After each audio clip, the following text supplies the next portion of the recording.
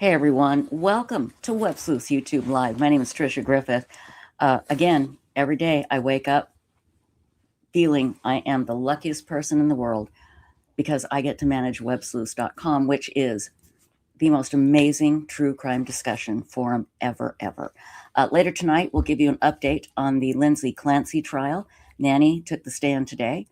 We'll also tell you about a story about a young boy who went missing in 2003. And since he's been found, some remains have been found. And some people are saying it was a mountain lion. Other people are saying, no, absolutely was not. There's a lot of theories. And we have a member on websleuths.com, the True Crime Discussion Forum, who has worked very hard to put together a theory and to try and help the father of this young boy that went missing. And I really like this young man. I say young man, because I'm an old bat. But and like I told him, I said, you're an example of what you can do when you want to just step in and help somebody. And anybody can do these things. So you do have something to offer when it comes to websleuths.com. But first, I want to give my heartfelt condolences, and I'm so sorry, to Grayson, Lauren Mathias's producer. Early this morning, she received a phone call that her brother had been killed in a car accident. And this is the brother that she has talked about before on Lauren's live streams. It just an amazing man, and they were very close. She had just talked to him a few hours before. She asked Lauren today, she said, I want to go to work. I want to go to work, because they're in Massachusetts covering Lindsay's trial. And she told Lauren, please go to court, do what you normally do, because she can't do anything. She's waiting for her family to go retrieve her brother. Then she's going to go join them. So, I've seen, I can't believe I'm even having to say this. I've seen criticism online of this, and it's like, shut up and leave these people alone. I'm just grateful that Grayson and Lauren were together, and Lauren and Grayson wasn't like alone in her apartment. So anyway, I just want to stop those idiots from, you're just disgusting. But Grayson, we love you. And I know everybody right now is just wishing they could do something to help you. So just know you have a virtual circle of love around you. You can reach out to anybody, and we will help you any way we can. We are so sorry. Hey, Stacy, I'm just devastated for Grayson. It's words. There are no words. You can't say anything that will help the situation other than to let Grayson know that we love her and we are here for her. And it just, again, goes to show you never know what tomorrow will bring. So, how about doing something nice every day rather than doing something crappy like some of the people we know? It just makes me so mad. And my cat Boo is here. I'm sorry. Boo, boo, boo, boo, boo, boo, boo, boo, boo, boo, boo. That's his official name. But it's Boo for short. And he knows I'm mad. And he gets mad with me, and he starts doing this. He's a good boy. Anyway, I just wish we could do something. I really do. So just hug your loved ones tonight. Do something good during the day and night instead of doing something crappy to somebody. I don't know, just a crazy, wacky thought. Now, our mad chatters, they're wonderful people. Hi, everybody in chat. We love you. Yes, and Lily's best friend and her brother's dog was also killed in the car crash. Again, which is just devastating. God almighty, why? I wish I could do something. I just want to go protect her and take all that pain away. But again, it's just another moment when you really sit and reflect, and life is so short, and you never know what tomorrow is going to bring. So anyway, boy, it's been wild couple of days. You know, we've been covering the Lindsay Clancy trial, and a big part of that trial is, did she have a psychotic break? Was it postpartum psychosis when she killed her 3 children? She's admitted to that. And there are people out there, and you are absolutely welcome in our chat to put your opinion. There is no problem with that. There are people that believe she is a cold-hearted killer and was just tired of the responsibility. And then there are other people that believe she really did have a psychotic break with reality because of postpartum psychosis. And that's what the trial is all about, basically. And so we're talking about that, and we've been talking about it for a long time, for a week at least. And last night, Stacy says to me, "Have you heard about Perez Hilton?" And I'm like, "No, why?" And you sent me at the time a 2-second clip. And I looked at it and I thought, this has got to be AI, because it was 2 seconds. It was so horrific. But then a big long clip was released. I still looked at it. I don't know why I did, but I did. I wish I hadn't. And if you have a chance to see it, don't. Because he self-harms himself with a knife. And it is horrific. Horrific. And he's naked and he's standing up, and you can't see any part of him that isn't red. Right. And people on TikTok, he was doing this on TikTok, were able to call the police. He lived in Florida. Were able to call the police and get to him. He's in the hospital now.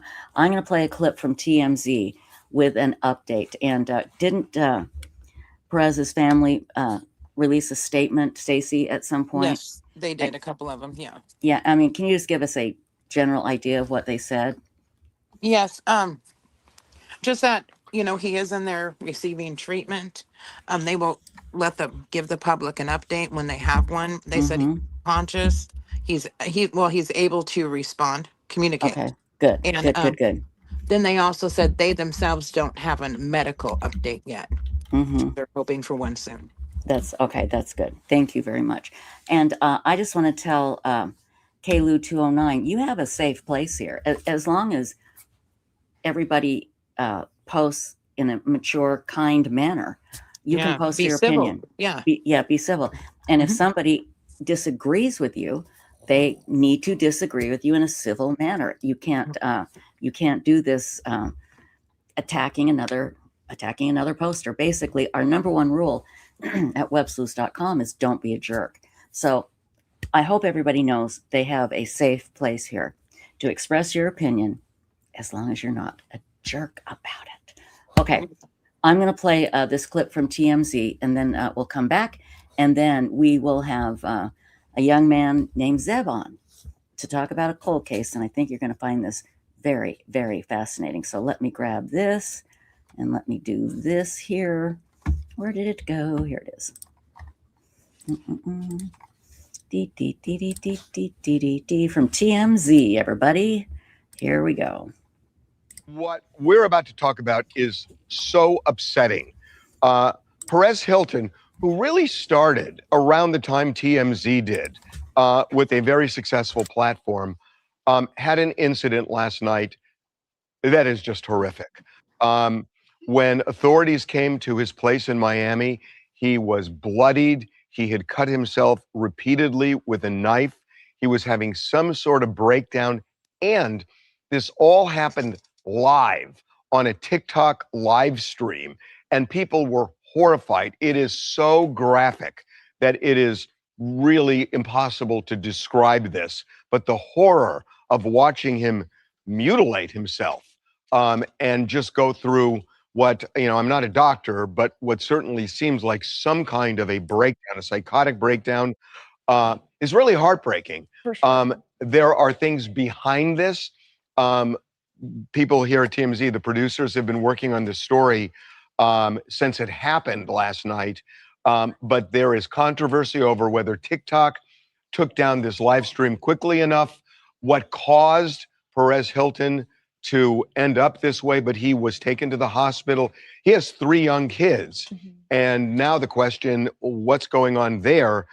because he is a single parent, and we're not exactly sure what the status is. But this is a desperate situation. I mean, it was terrifying. There were thousands of people on that TikTok live stream. It came up on a bunch of our feeds as well. And so we were told by officers in Miami that their tip line was getting blown up. They got several calls, and they were actually able to track down where Perez was, because people on the live stream were like, where are you? What's your address? How can we call cops? And they arrived at his home. They confirmed the kids were not home. They were not inside. It was just Perez inside, and they were trying to de-escalate the situation from outside with the family and giving them support as well. So he's had issues over the last year. He had sepsis, went into the hospital for a long time. For sure. Yep. And actually, Devin and I have been doing some digging, just kind of, trying to get a better idea of what this past year has been like for him.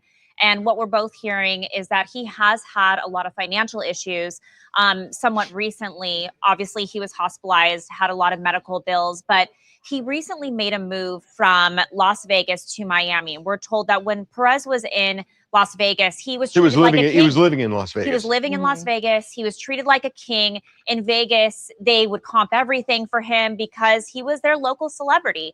But then when he made this move to Miami recently, they don't comp like that in Miami. And we know that he had been telling some people that he was frustrated with a lot of that. It was affecting him financially. So he was literally living off the comps? I mean, it helps. It helps. It helps when you go to a restaurant and they, put on the white gloves, they open the door for you and pay for your meal, pay for your hotels, pay for anything that you need, maybe drivers. But when you go to Miami, they just don't do it like that over there. It's the new LA where people are wanting to be there. They're wanting to be seen, and you got to do that on your own dime. Of course, if you're Tom Brady, it might be a little different, but he just wasn't getting that red carpet treatment like he was back in Vegas. Another factor that we know is that the move took a very emotional toll on him in the sense that he really liked living in Vegas. However, his older mom, who's originally grew up in Miami, wanted to go back to Miami because a lot of her family's there, their family's there. And so he kind of prioritized his mom, who wanted to be in Miami. She hated Vegas. So he thought long and hard about it and said, listen, my mom's in her final years of life. If this is what she wants and she wants to be closer to her family. So she was with him in Vegas? Living with him in the house that was she taking care of the kids with him? Everybody, we're watching TMZ talk about Perez Hilton, and we do thank them for this report. So be sure and check out their YouTube channel. I'll put the link in chat, and let's continue. She was with the kids when they returned to the house.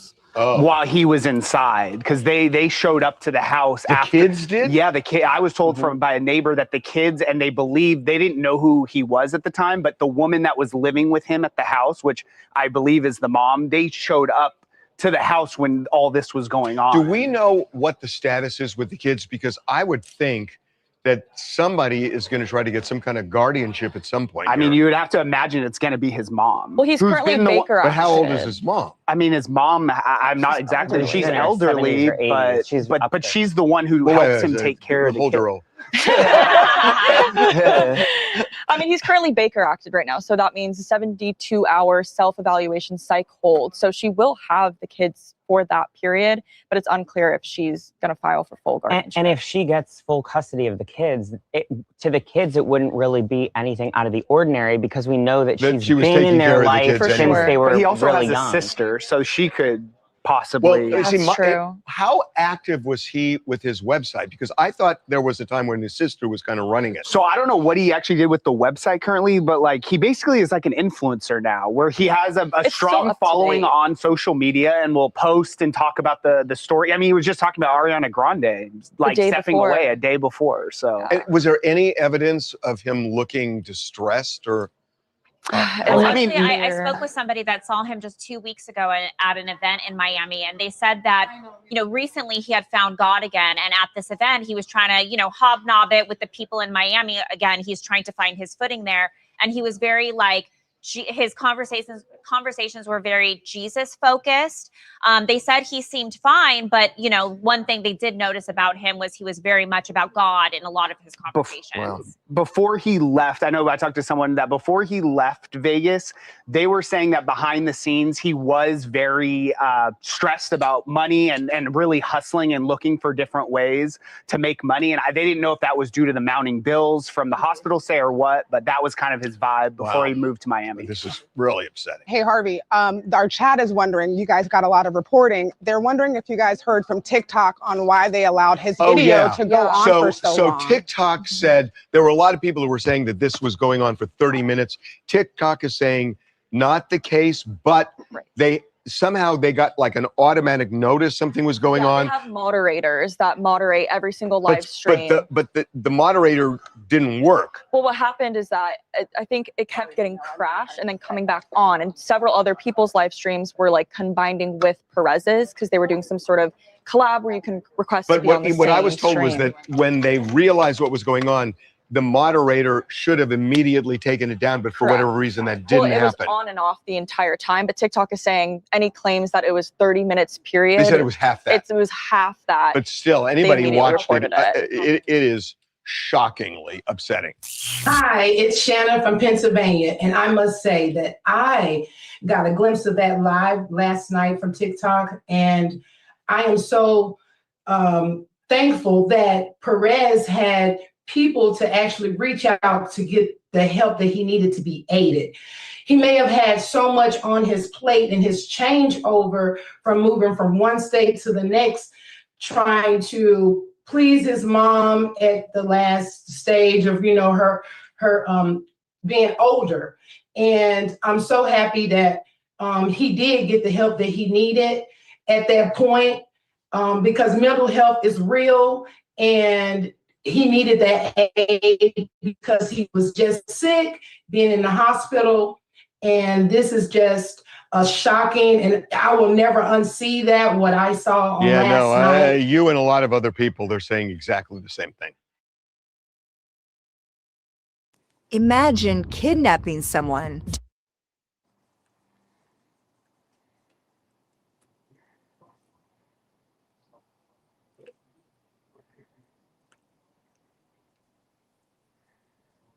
You're muted. We're just gonna have to wait for the the next update. There's nothing to say now, but again, if you do come across that video, do not click on it. Right, Stacy? Right. Do not do it. Absolutely not. So, okay, let's bring up this young man. He's got his name up here. So here we go. This is Zebulon Rogers. Zeb, how you doing? I'm doing well. How are you, Trisha? I'm doing great. Listen, before we do this, I'm going to play a video from last year, kind of a revisit that one of the TV stations did. Let me grab it here really quickly. Where did it go? Here it is. And then we'll come back and chat, okay? Sure.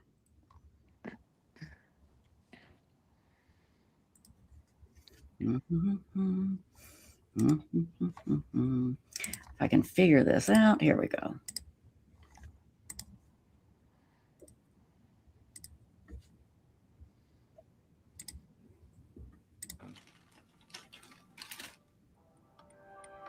Three-year-old Jaryd Atadero went missing October 2nd, 1999. His father. I know it's weird. I know, some people might not understand, but this is all I have of him.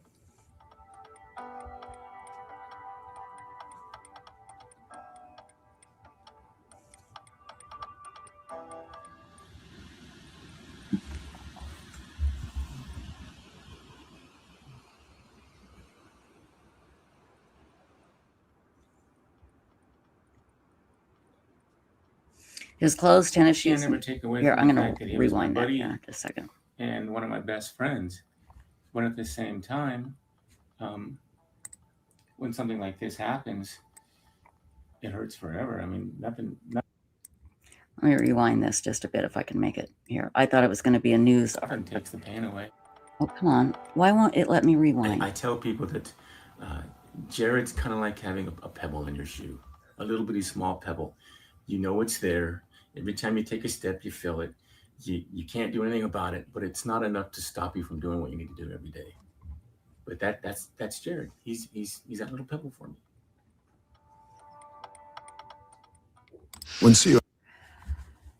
Okay, sorry guys. I thought that was a news story, but it did give you a little bit. That was Jaryd's father.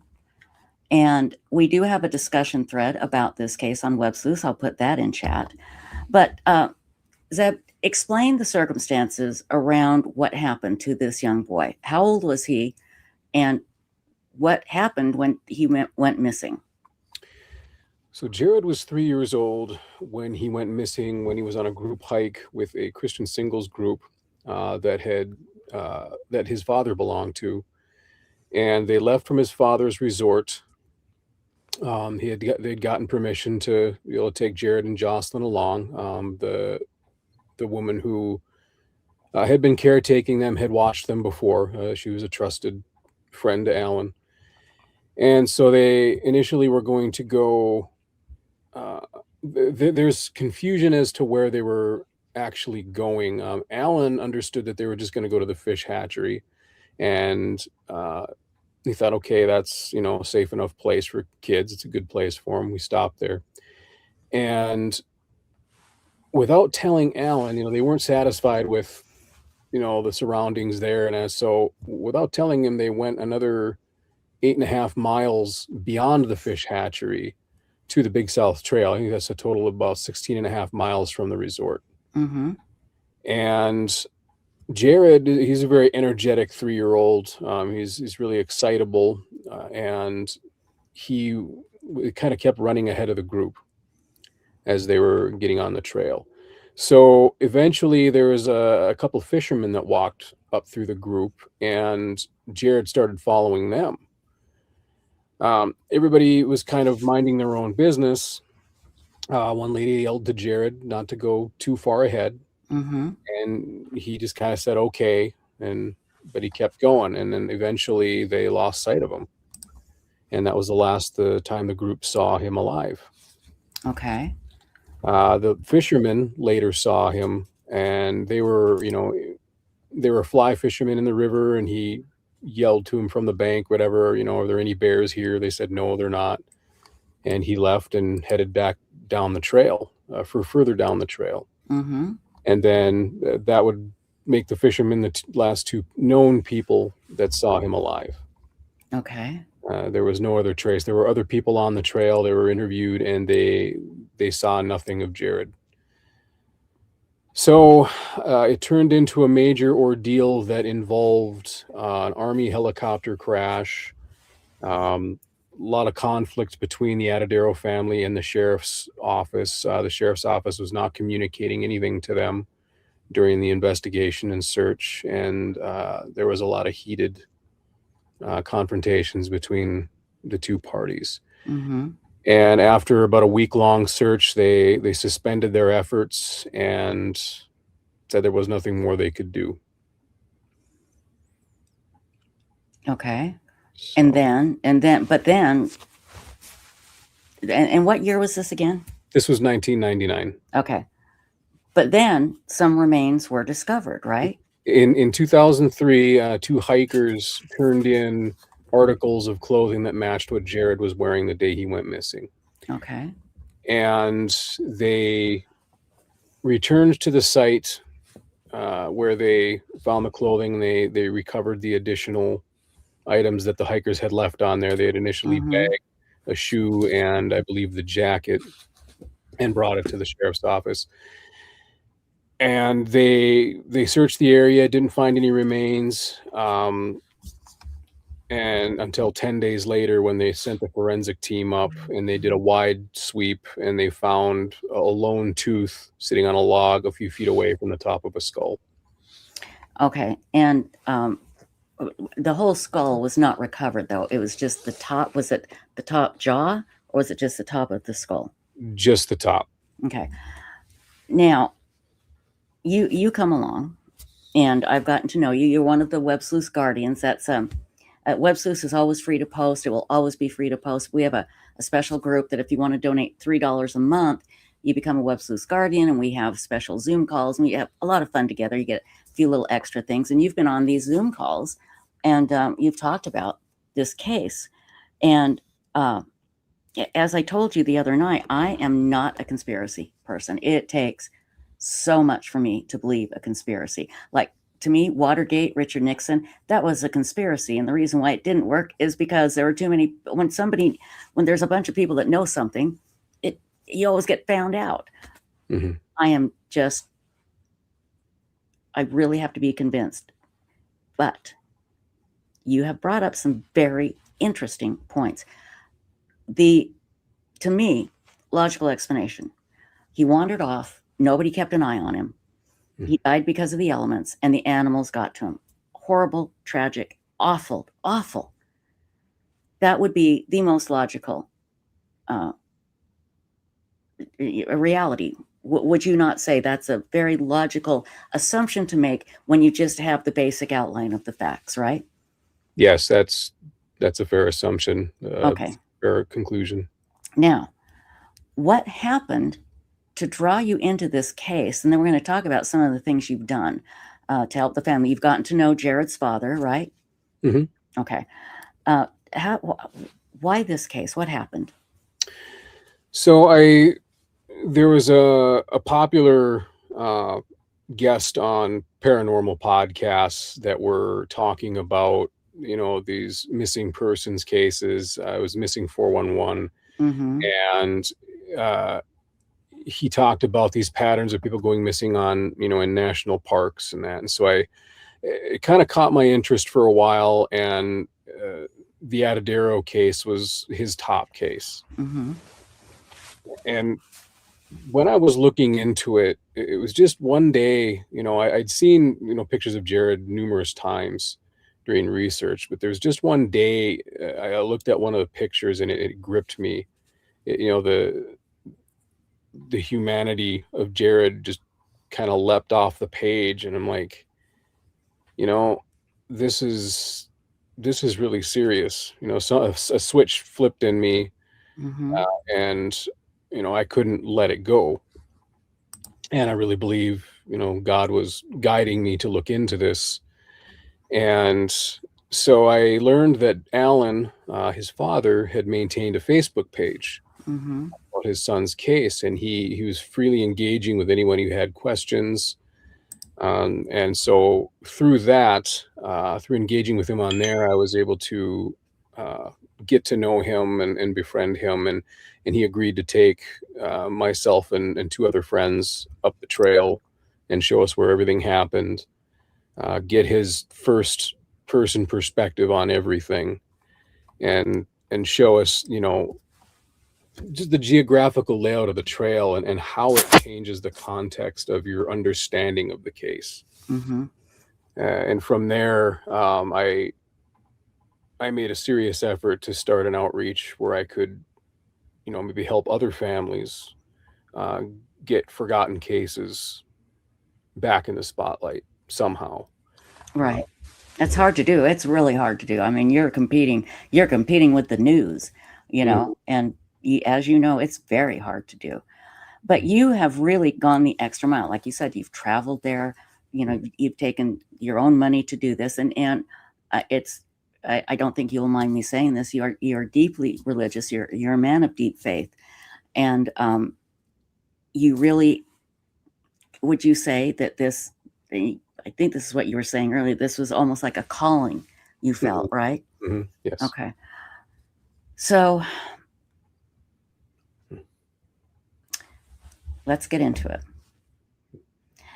Tell us the weird things that you have found that you would be able to, if I sat down with you and I said, okay, tell me these, your thoughts, your theories, things that you could prove, things that you're able to show, like in your research or something, and then tell us your theories. Let's separate the two.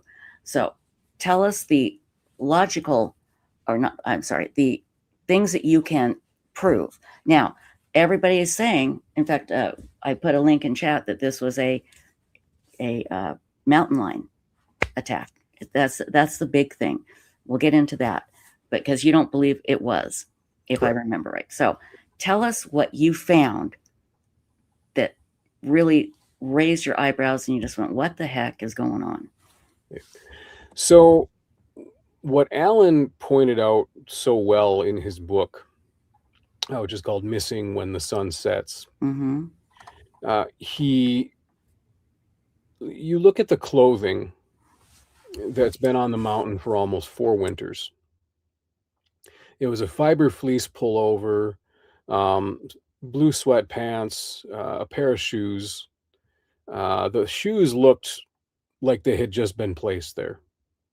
They didn't look like they had spent 3 or almost 4 years up in the Colorado mountains. Do you have a picture of those shoes? Have they been photographed? Yes. Can you email it to me at websleuthsvideos@gmail.com and I'll show them. Okay. Sure. It'll just take a moment. Yeah. Go ahead. I'll talk to chat here. McSpunky, someone that we love and adore, said that he said, Trisha, where is it here? You got to go earlier. I have to get up at 3 a.m. and go to work. Yeah, here it is. And so I posted back to McSpunky. I said, well, we are going to do a live stream just for you, McSpunky. We'll do the live stream over and we'll do it live. And we'll do it earlier. And then we'll repeat it live because we love you. And you know I'm totally lying, McSpunky. We're not going to do that. But we still love you. We love and adore you. I just looked at his picture. Oh, my God. Oh, that is too funny. That is great. So we love you, McSpunky. We may change the time. We're going to be making a few changes here, nothing major, but we're going to be changing things around a bit. Stacy is going to open up the show with a song and dance. I don't know if she's talked to you about that. She's got the studio set up. It's amazing. She's an amazing dancer, man. I just need a computer program, remember? Oh, God, that's right, because you're AI. I forgot. Yes. I forgot. Yeah. Well, she's going to open up with the songs from the musical Chicago.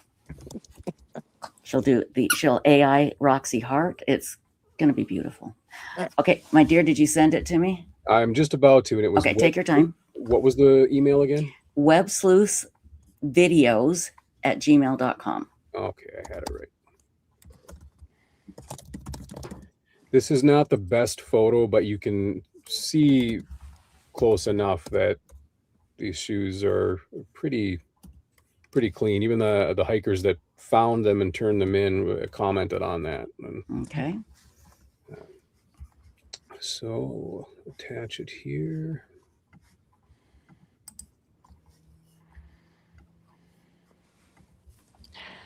And there it goes. All righty. And then I will download it and show everybody.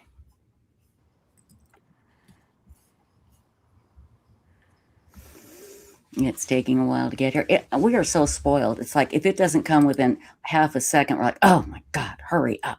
Here it is. Okay, now those those shoes had been on a mountaintop and went through 4 winters, right? Mm-hmm. Okay, and also shows that the clothes that were found. So hang on, let me get this here. Othram text Bug Nugget the Third. Can you please just give me a break? Just a break. Hang on. Okay. And let me go here. And let me do that. Othie, you got to stop, honey. Please stop. Just give me a break, okay? Oh my gosh. Okay, I have to delete something. Hang on. This is so frustrating. I don't want to delete anything.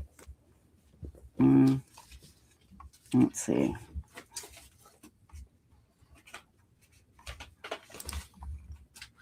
Okay, here we go. Trust me, guys, this will be worth it, I promise.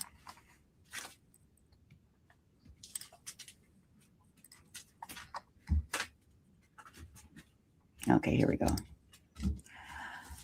Okay, so those are the shoes. Those look like they're just like brand new. I'm not brand new, but just like you'd see them, outside the mudroom door. They don't look like there's any wear and tear there.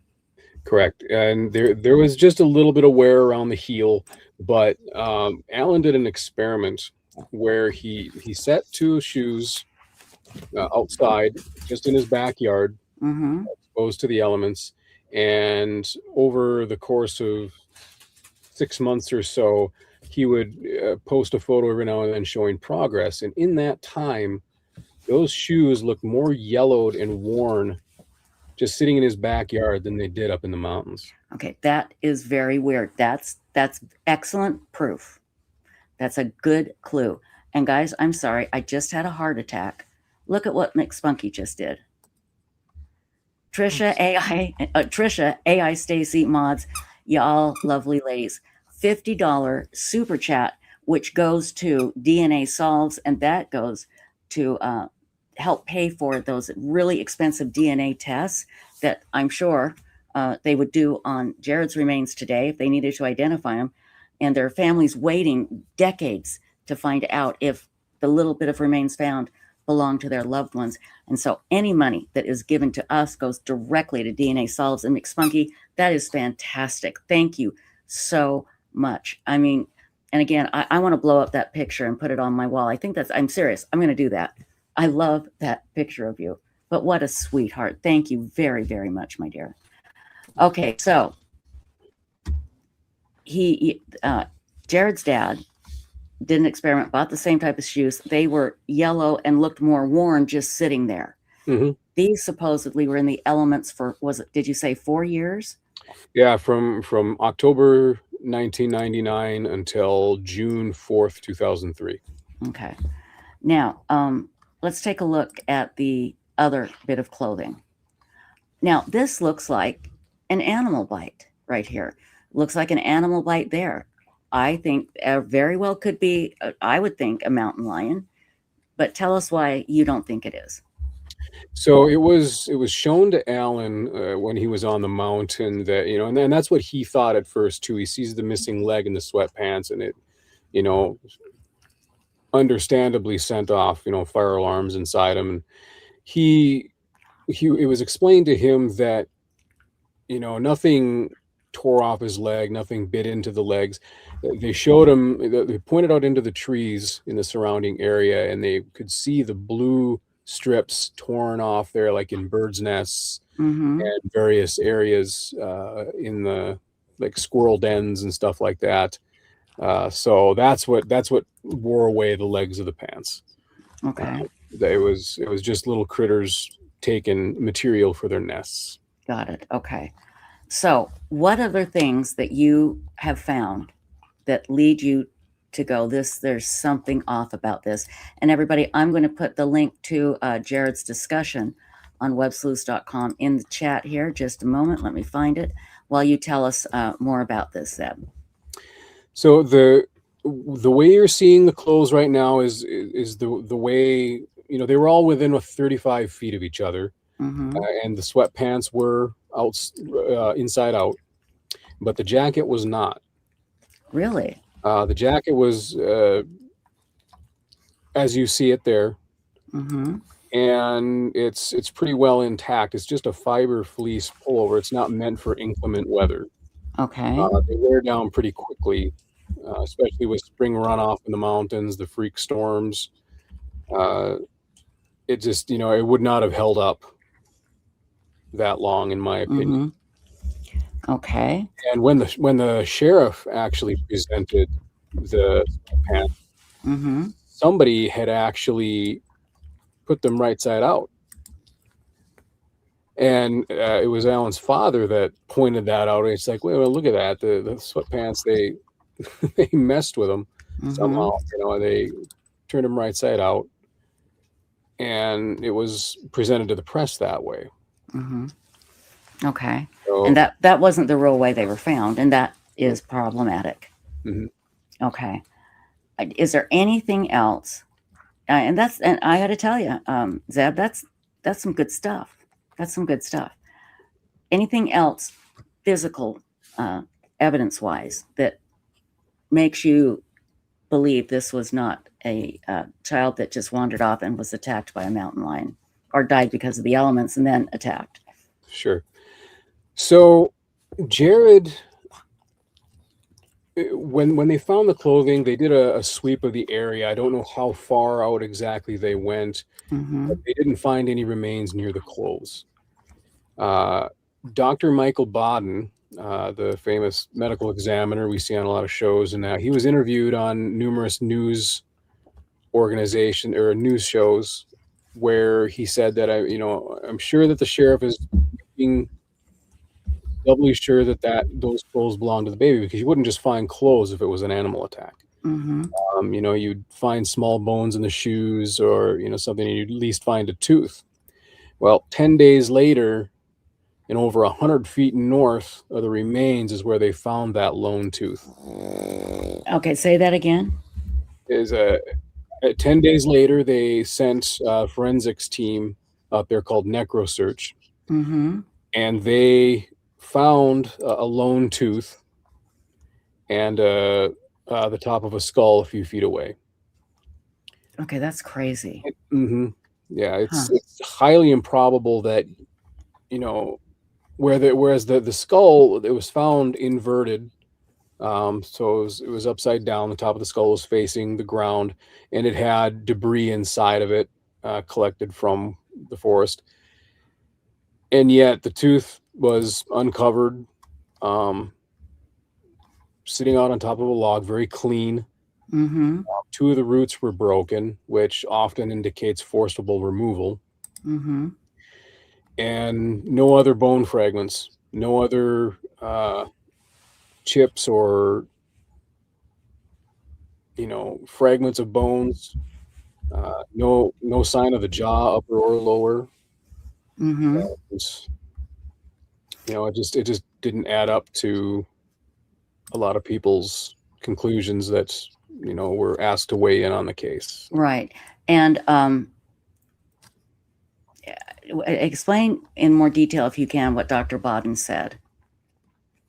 That pretty much summed it up. He explained that in a mountain lion attack, you don't just find clothing. So you would find, small bones in the shoes, which in Jaryd's case would be an exception because he never liked his shoes tied. Really? Now that's interesting. Tell us about that. Yeah, so that was one thing that Alan had pointed out, is Jaryd just didn't like wearing shoes. And he didn't like them tied when he had to wear shoes. He would just untie them where, as soon as, Alan would put the bow in and that. And then so the way the shoes fell up there, it gives me pause, because there's no way that they would have made it that high up. And that's something that Alan put out in his book too. That's not my research. He made that observation a long time ago. So, and the shoes landed, right side up. Okay. So that's highly improbable. They're not impossible, but it seems improbable. Okay. And is there anything else before we move on? When they initially tested DNA on the top of the skull, they got an 88.6% match, which would not, a court wouldn't admit that as legal evidence of paternity match. Right. And when they examined it, they noticed a lot of fine scrapes and just tiny little cuts in the skull that seemed kind of random and circular in some places. To which someone responded that those were consistent with being washed over river rock. I did compare photos of remains that had been washed out of graves in floods to that theory, and they do bear those marks. Interesting. But the individual who was an expert in that field didn't understand that the clothing was found and the remains were found 500 vertical feet off the trail. And she had assumed this as well. Obviously, the river flooded and it carried him onto the shore. And Alan pointed out that was not possible. It was on the mountain. And the individual deleted all their posts after that and offered no further explanation. We do have some questions from chat. Diana Like says, was there damage to the skull? So in the temple area and below, you see it was chipped away. To the top of the skull, it was intact. Okay. There were no cracks. There were no fractures or holes. And as fragile as that little skull is, I can't imagine a mountain lion being able to leave that intact the way it was. Right. Okay, let me go get to some other questions here. Let's see here. Chipmunk 44 says, would a hard fall do that to a tooth? Like if he fell down really hard somewhere? Sure, it would.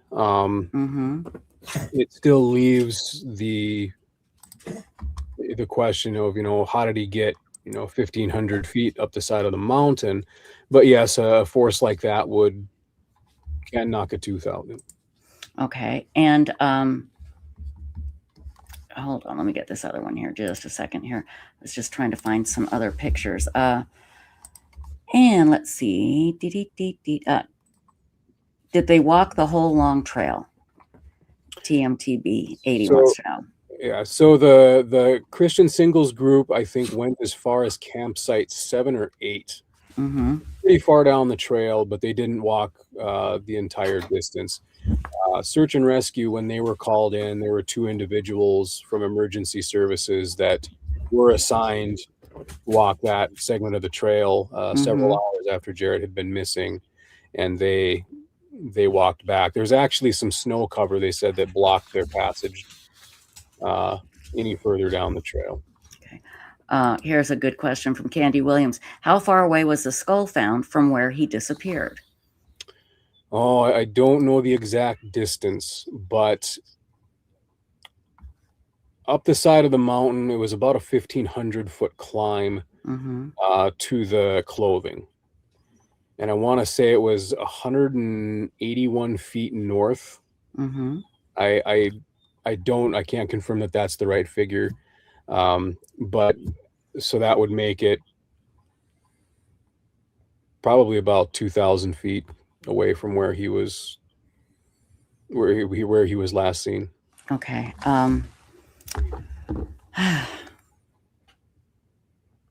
Let's see. We have one other here. Oh, Lisa Foster says, I'm sorry if I missed it, but I thought the skull had a fracture? Question mark. So it didn't have a fracture in the top of the skull. I'll bring up the photos of the skull here just so I'm sure.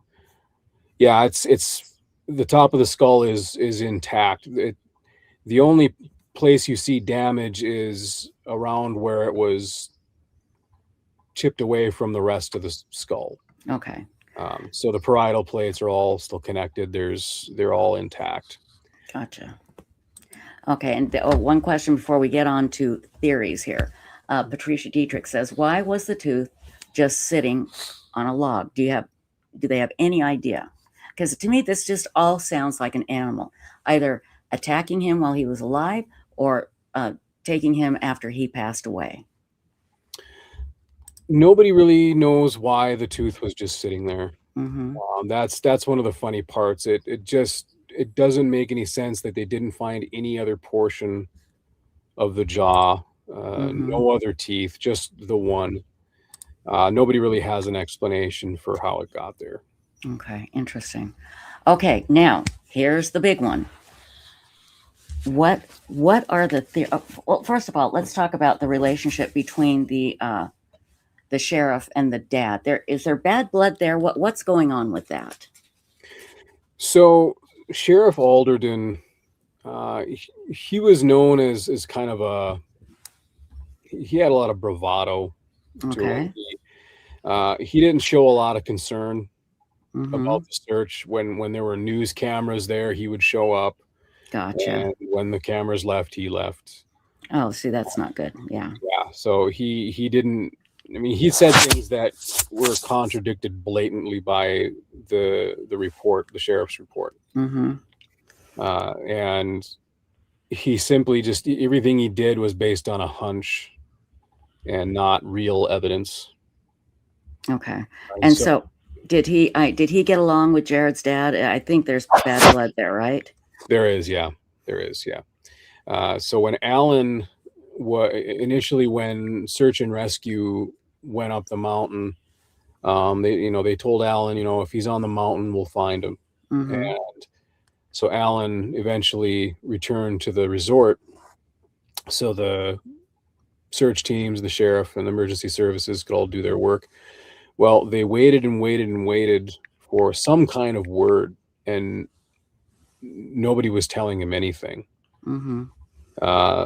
And he had later learned that the scent article they were using for the scent dogs to track Jaryd was actually an article of clothing that belonged to Alan. What? Wait a minute. So they had scent dogs. Yep. And they took an article of clothing that belonged to the dad. That's correct. Yep. I mean, did they know it belonged to the dad, or was this a mistake? There's controversy about that, because Alan had mentioned in his book, and then to me, that they had initially considered him a suspect. So it could have been, and this is not based on any real evidence, it could have been the sheriff's idea that, okay, maybe we'll kill two birds with one stone. If the dad did it, then the scent article will be there. Both conclusions. And they never did. The dogs just really didn't show any interest past the point where Alan himself had ran up the trail shouting for Jaryd. Eventually turned back. And all the time, scent dogs were coming up and shoving their muzzle in between his legs, trying to sniffing the scent, and it was so nothing ever led to that. And Alan had seen the bag that they were using in the command trailer and said, "Can I see that?" And they gave it to him, and he took it out and he held him up, and he's like, "You couldn't tell that this was too big for a 3-year-old?" Exactly. There would be a difference in size. I think it'd be very obvious. Yes, difference in size and mass. It doesn't make any sense. And so they, tempers flared, and they really got into it. So eventually they did attain a proper scent article from Jaryd.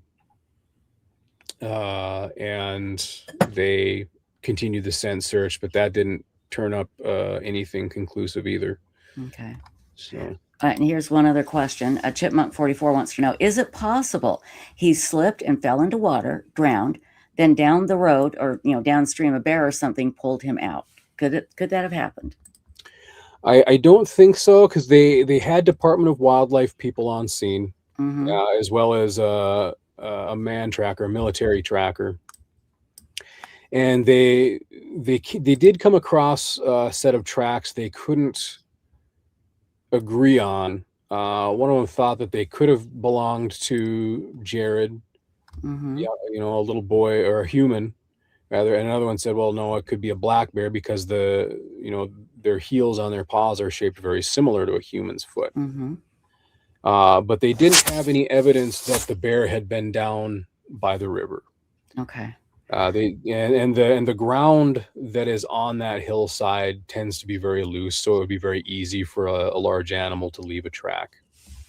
Gotcha. They didn't find any bear scat. They didn't find any. By the way, that's poop, everybody. I had to look that up to understand when they were talking about scat.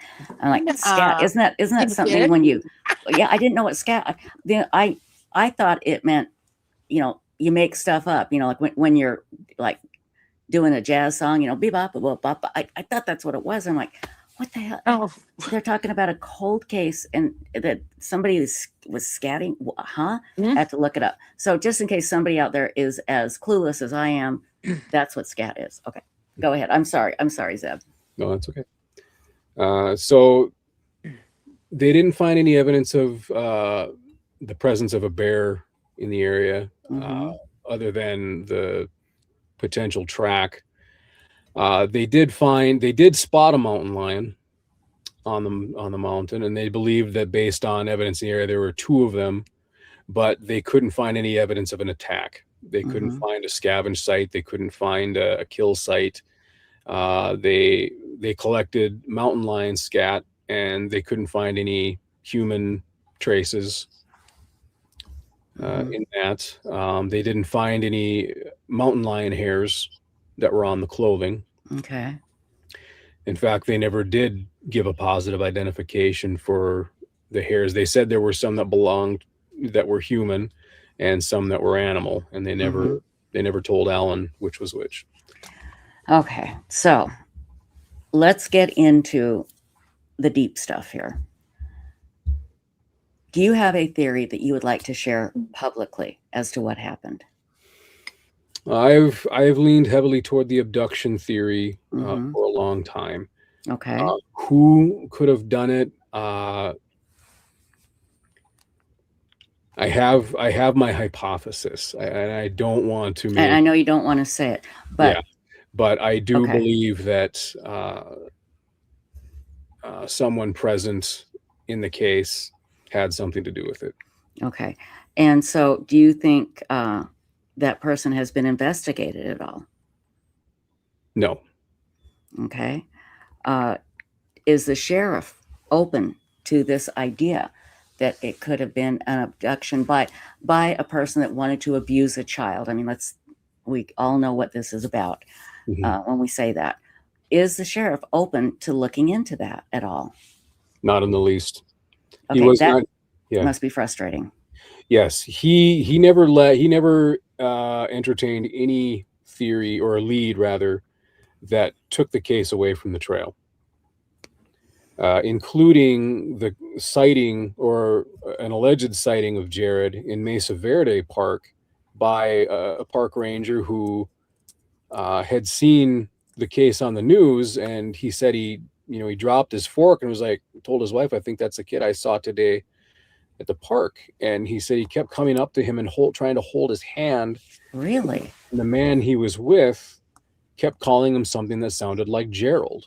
And so he contacted the Larimer County Sheriff's Office, and he told his superior at the park, and his superior contacted the sheriff's office, and they never responded to him.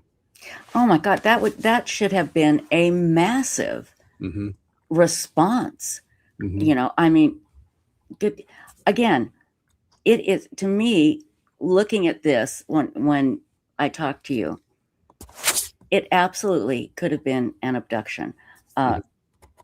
Again, I usually go with Otham's razor, and Stacy, what's the quote of Otham's razor? I'm always trying to quote it and I screw it up. Well, basically, it's the path that has the least assumptions. Right. Yeah. You don't have to jump through hoops to get to your theory.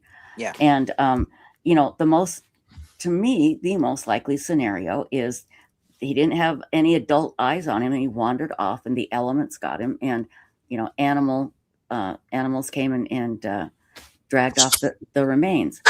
However, when you hear somebody say, "That looked like the kid that was coming up to me, was trying to hold my hand," and they were calling him something like Gerald, to me, that changes the whole investigation. You got to go interview the guy, make sure that, first of all, he's telling the truth, make sure he's not, a little bit off and just wants to join in and get attention. I mean, that happens. You go and you get this guy, you get a sketch artist to, sketch the guy. Have they thought about ever doing that? They did release a basic description. There was no sketch included in the sheriff's report or the case photos, but they did identify the man as driving a silver SUV, I believe it was. And, brown hair, glasses, average height. It was really nothing that would... It fit 300 million people. Yeah, exactly. That's. Okay. And you'd run into anyway. And Moonlight View says he was 3. He was 3, right? Yeah. Yes, he was 3 years, 9 months old. Do we know that the police did not investigate that tip? The police were not involved in the. You mean the sheriff? The sheriff. Yeah, the sheriff. They said that they were trying to look into it, and they said they could never come up with the right information to contact the park ranger. Which, how hard is that? Wait. I'm sorry. I think I must misheard you, because that is the most ridiculous thing I've ever heard. Could you repeat that, please? Yeah. So they said they tried to look into the lead, and for some reason or another, they couldn't come up with the right information to get a hold of the park ranger, and they didn't leave anything. But there was a lady that was helping out the Ataderos at the time, who later got in trouble for fabricating some stories about that. But she actually found the right information. She just called the park and got a hold of the ranger, and then passed that information along to Alan, who then was able to talk to him. It was that easy. She did it. She just a random person was able to do it. Yeah, exactly. Bipolar Express. I am channeling my Nancy Grace, because she always goes, "Excuse me, can you repeat that? I can't believe what I just heard." Yeah, it is. I am doing my best Nancy Grace imitation, because that, to me, that's just so shocking. I don't know why I'm surprised, but I am surprised. We hear, Zeb, these types of things all the time. The law enforcement people I know are kind, caring, compassionate, really hardworking, and wouldn't let something like this go. So I'm always surprised when something so obvious is not looked into. Has Jaryd's father tried to contact the sheriff recently to maybe get another conversation going? And second question, will the sheriff do interviews? Do you know? The sheriff hasn't done any interviews since the case. And Alan sadly passed away over a year ago. And so he never got the answers that he wanted, and that was hard for a lot of people, including myself. God, and what about Jaryd's mom and the rest of his family? So his brother Arlen, who's a twin brother, and his wife, they moved. So hard. Yeah, they moved back to Fort Collins from California after the case had settled down, and it was a climate of trepidation for them, because they finally got acclimated back into their neighborhood and stuff like that, and it's really easy to ruffle feathers. It's a hot thorn there to this day, sounds like. Oh, that's so sad. Yeah, and so there's and it's in Colorado, that's where a lot of their kids are and their grandkids, so that's that's why they moved back.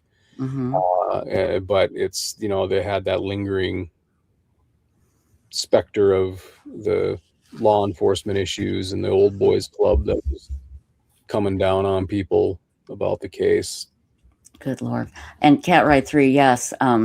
Steve Fisher, the best PI ever. And that brings me to my next question. Has the family ever hired a PI? No, they have not. Okay, because that is so expensive. It really is.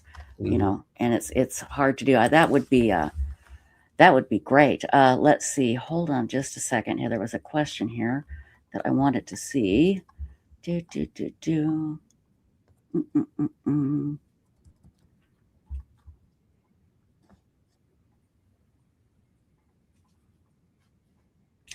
Now, is the sheriff still the sheriff? You may have already said this. No, Jim Alderton retired. I don't remember the year he retired, but it was some years ago. And one of his subordinates during the Atadero case became the next sheriff, Justin Smith. And was he helpful at all, or? No, he's adamant that there was no abduction. Okay. Have there been abductions of children, missing children, in 10-mile radius of that or whatever? Has there been several other kids turn up missing? So there was a missing boy from, I think it was 1978 or 1979, by the name of Christopher Vigil. And he was walking along Gray Rock Trail. There's a couple of his friends from school that had seen him there. A couple of girls. How close is that to this is at the other end of the canyon. Okay. Or on the Fort Collins side. And so it wasn't near the trail at all. Big South. Okay. And so what happened to him? So he was trying to earn some merit badges for a scout, Boy Scouts achievement, and he walked down the trail, and a while later they suddenly hear him screaming bloody murder. And the girls thought he was just trying to scare him, but then they got this sense of dread in him, and they decided to depart the trail. He was never found. Oh my God. Oh, those poor, my first thought was those poor girls, they must be so traumatized to hear a blood-curdling scream. Obviously, something, traumatic happened. That's awful. And how long ago was that? It was in the late 70s. Okay. I believe it was 78 or 79. Wow. It would be interesting to, and there is a program out there, one of our members at Websleuths actually created it, to see how many missing kids are in, a 20, 30-mile radius that have either been found murdered or haven't been found, or found, dead. That would be interesting to look into.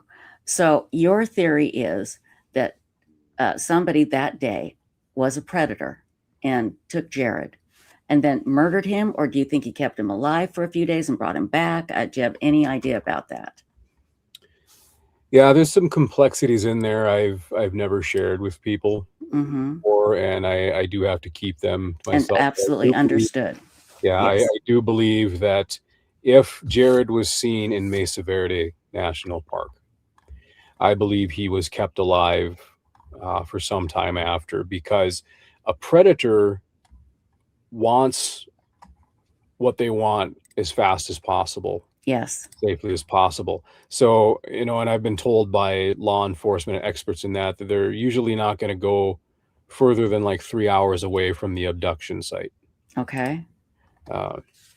And so Mesa Verde, that's over an 8-hour drive. So whoever had him made off with him, midday or thereabouts, or early afternoon, and hightailed it to Mesa Verde. They probably arrived there, 11 p.m. midnight if they didn't stop. So, but why would he take him back to that? Why would he take him there and leave him in that area? Yeah, and that's the part that doesn't make any sense. That's the part where it tells me there's something very wrong with the evidence on the mountain. Gotcha.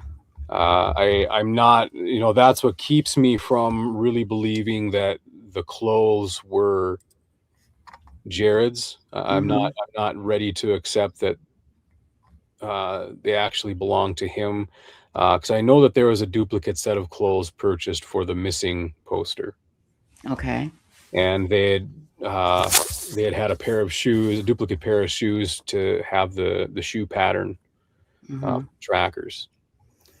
The skull doesn't fit an animal attack, and there was quite a few mountain lion experts that Alan contacted, and the ones that got back to him said that this is not indicative of an animal attack. There's a lot of anomalies and inconsistencies.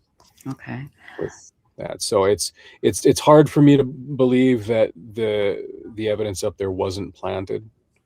I can't say for 100% certainty that was the case, but I don't know why an individual would traipse back up there, plant it, and then hope somebody finds it someday. Right. That's bizarre. Can you hang on just 1 second, Zeb? Hang on, okay? Troll alert. Troll alert. Troll alert. We have somebody in chat that pops in every once in a while and is obsessed with my gaseous things. And they pop in and they say something so childish, like, that's just, again. So I love playing my little troll alert, and I'm sure the mods got them. So thank you very much, everybody. Thank you. Anyway, yeah. Yes, Candy Williams, there was a missing 411 story about this. So where do we go from here, Zeb? I mean, what happens now? So to fill out a little bit more about the sheriff's feelings on the case at the time, there was a documentary that was being shot for the Learning Channel. Mm-hmm.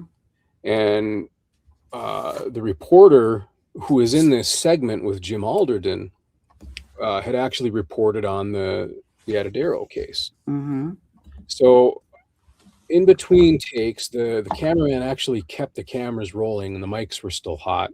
Oh, okay. The reporter asked Alderton about the Mesa Verde sighting. Mm-hmm. And how he thought that, why was this an ignored lead? And the sheriff got angry with him. And he said, look, I've never heard of somebody taking a child and parading them around, for everybody to see. Are you as tired of this story as we are? And what? And it ended up in the Missing 411 documentary. So it's been out there, so people hear it. Wow. That I don't know why I get surprised every time I hear something about law enforcement doing something like that, Good God. Yeah. That is just unbelievable. Yes. And Alan very astutely points out in his book, and he mentions, Elizabeth Smart. Mm-hmm. Paraded around. Granted, she had, her face was covered. Right. There's a lot of other cases where that very thing happened. Mm-hmm. Unsolved Mysteries has featured them. Lots of other cases where people have been kept. Little kids, big kids, adults. Yeah, absolutely. Yeah, they've been caught on surveillance cameras. And mm-hmm. Right. There was a segment on the Unsolved Mysteries episode that talked about that, where they said doing that is actually like a psychological tactic that mm-hmm. a trafficker will use. They will, show them like, see, nobody's going to come to your aid. Nobody's going to recognize you or help you. And it's just, one of the tactics they use to break them down mm-hmm. mentally and take away their hope. Right. For rescue. Zeb, one of the reasons that I like you, and you're just such a sweetheart, is, to me, you're a great example of what people can do. I mean, you've really gone the extra mile. I mean, got to know the dad, you've visited the place. When people say, I can't do anything, I want to help, but there's nothing I can do, you're an example of what somebody can do. Now, people don't have to get that involved, but what would you suggest people do? Come to the Websleuths discussion site and just add their thoughts? And then I do have one other question, but I mean, what do you think? What advice would you give to somebody who may want to become involved and help, or just maybe they want to become involved in some cold missing persons case? What would you tell them? So my advice is to just gather up as much information as you can from mm-hmm. official sources. And while you're researching a case, research lots of cases. Research ones where they were successful. How did they catch the person? How did the mm-hmm. person, what were the patterns of behavior that led them to success? And compare them to ones that were not solved, and just study how things worked. And so that'll give you an insight into, how you can recognize patterns and inconsistencies in other cases. Mm-hmm. Maybe notice something, from another case. It's like, oh, hey, that's significant, and right. Look at it. So I always start my investigations on a missing persons case by officially through Thunder Street Ministry. I will get a copy of the police report or sheriff's report, mm-hmm. and began looking at all the news coverage that was made and then comparing the information sources to see what's consistent. And then to see what's contradictory, and just, take a look at it, because it's really, there's no rocket science involved in it. It's just, common sense. If something looks like a duck, quacks like a duck. So the saying goes. There you go. Right. It probably is, and take it in small doses, consume too much information and get what they call paralysis by analysis. You have so many different avenues here in front of you. You just can't manage the information. Right. So yeah, just, study a lot and do a lot of research, but pace yourself when you do, so that you can digest it and really turn it over to get a good feel for it. Perfect. There was a question in chat, and I think it was Chipmunk. I can't find it, but where they found the skull and the tooth and the clothing of Jaryd's, had they searched that area before? Had they gone that far, and when he went missing, or do we know? So here's another part where the mystery thickens up. Okay. So there was a tracker by the code name of Sue, Seaux, and he was a military tracker. He served over in the Middle East, and he would teach the units how to track insurgents. He was very skilled, and he was doing a training seminar in Fort Collins when they called him up. And so he identified tracks that he thought went up the mountainside, and based on their patterns, he drew a map for Alan. Well, he drew this later, but he told the sheriff that, I think that you're probably going to find Jaryd in this area. Okay. And the sheriff told him, well, no, we've already searched up there. We're not going to send any more guys up there. Oh, really? Okay. His typical, lackadaisical response. And, he was just dumbfounded at that. And so he went back to the resort that Alan owned, and he was actually manning the sales counter that day, trying to keep his sanity. He came in not knowing it was Alan's place, and he eventually said, okay, well, I got something to show you. And so he drew a map of where he thought they would find Jaryd. And when you know it, it was within, how close was it? It was within 50 feet or closer of where they found the clothing. Whoa. Yeah. And so, okay, when was this map drawn as compared to when he was found? What was the time frame? So the map was drawn during the search. Okay, and when was the search again? Was it immediately after he went missing? It was the day he went missing that Okay. search and rescue began their efforts. And Sue, I believe he came in on, I want to say it was day 3, because there was a helicopter crash. A Huey helicopter had left Cheyenne Air Force Base, or Warren Air Force Base, and had subsequently crashed, halting the search. And so they had to evacuate the members of the search crew from that and clear the wreckage before they could continue doing that. So it would have been, I think, 2 or 3 days into the actual search when Sue came in. Okay, and so it is a fairly safe assumption to say that that area was searched. Okay. They say it was, but there was no indication in the sheriff's report that anybody had actually been up there. Okay. They did search that area by helicopter. Gotcha. Okay. But not on foot. Stacy, do you have any questions for Zeb, my dear? Stacy. AI Stacy. That's okay. It's AI Stacy. AI Stacy taking a break. Okay. He's pretty much answered them. I know. It's great. Zeb, I really appreciate you coming on, and you've been so patient. I kept rescheduling Zeb and rescheduling. I'm thinking, God, he's just going to tell me to, get the hell away, woman.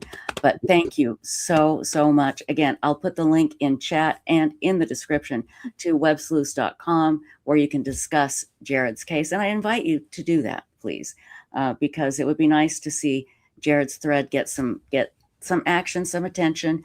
Let me see when this thread was started. Let me see here. I've got so many windows open. And of course, the last one I click on will be the case. That's not it. Where the heck did it go? Okay, there's Perez Hilton. And there we go. This was started October 25th, 2003. So it was started when the skull fragments were found. So over, let's see, 23 years we've been talking about this on websleuths.com. So we'd love you to, in fact, I'll put the link in chat right now. And at Websleuths, you can join. You just join for free and jump right in. So here you go, my darlings. One more question, Sam. Do you ever feel like giving up? Yeah. What keeps you going? What keeps me going is the fact that something has to be done. Mm-hmm. Things like this can't.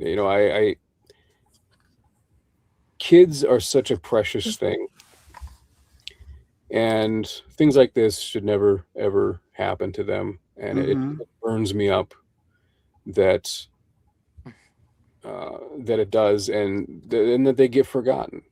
Right. Well, and so I keep going because I have this. I know in my deepest part of my soul that this can be solved, and then somebody can be brought to justice, or at least some measure of closure for the family, even though it may not heal them. I feel that there's answers that are just right in front of us, and we just got to look at it in the right way, and it just, that feeling has not left me for some time. But it is a discouraging road. It can be a lonely road. Absolutely. And Candy Williams, I agree. We need to adopt Zeb. So Zeb, consider yourself unofficially adopted. You're part of the family. Thank you, my dear. If you find anything and you want to come back on and talk about it and update us, give me a call. You got my number. I would be happy to hear from you. Sure. There's lots more to talk about. There is. We could talk about this case for hours. And if you could send me the link to the 411 episode, I'll put that in the description as well. Okay. Sure. Okay. Thanks, Zeb. We'll talk to you soon, my dear. Thank okay. You. Take care. Bye-bye now. Bye. Now, that was a great conversation. Again, when he first started talking about this case, I was kind of like, kid disappears, and then, these remains are found. Come on. It's just obvious. No, it's not obvious. It isn't. And what he offers is a very compelling look at what possibly could have happened. But, you got to get law enforcement interested in opening it back up again. And, the dad's gone, and, family they're doing their thing, and they can't force law enforcement to do anything. Very frustrating, like Zeb says, very frustrating. And I'm grateful that he's not. I don't think he will ever give up, even though he sometimes feels like it. Stacy, what do you think, my darling? I think there's a lot to go through. Yes, a lot to go through. Absolutely. So, and again, it still very easily could be eyes were not on him. He got away. The elements got him, and an animal got him. That is still a very likely scenario, in my opinion. But I think Zeb brings up very compelling questions that need to be looked into. Absolutely. So we're not going to go into the Lindsay Clancy case very much tonight. I'm going to play you a clip from CBS Boston that gives us a good rundown. It's about at 2.5 minutes. So, and by the way, tonight's Wednesday. We are not going to have a live stream tomorrow or Friday. I'm getting ready to travel. My girlfriend will be here staying with the animals. But oh, good Lord. Hold on just a second. Okay. Hey, everyone, thanks for being here. Lynn Jen, too, 11 years already. Gosh. Since Dior Coons went missing.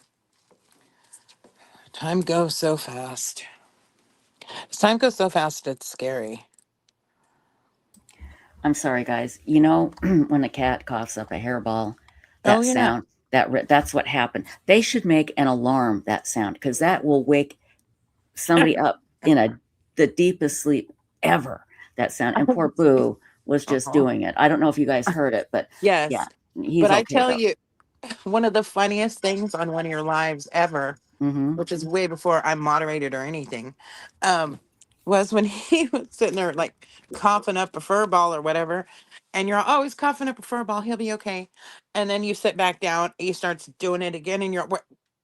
And you go over there and pull this big old long piece of grass Out of his nose. Out of That his was nose.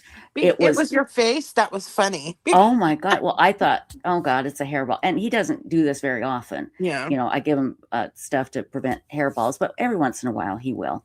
And that's cats just do that. And it's that god awful wretched sound. Again, that you hear that, I don't care how deep a sleeper you are, you wake up.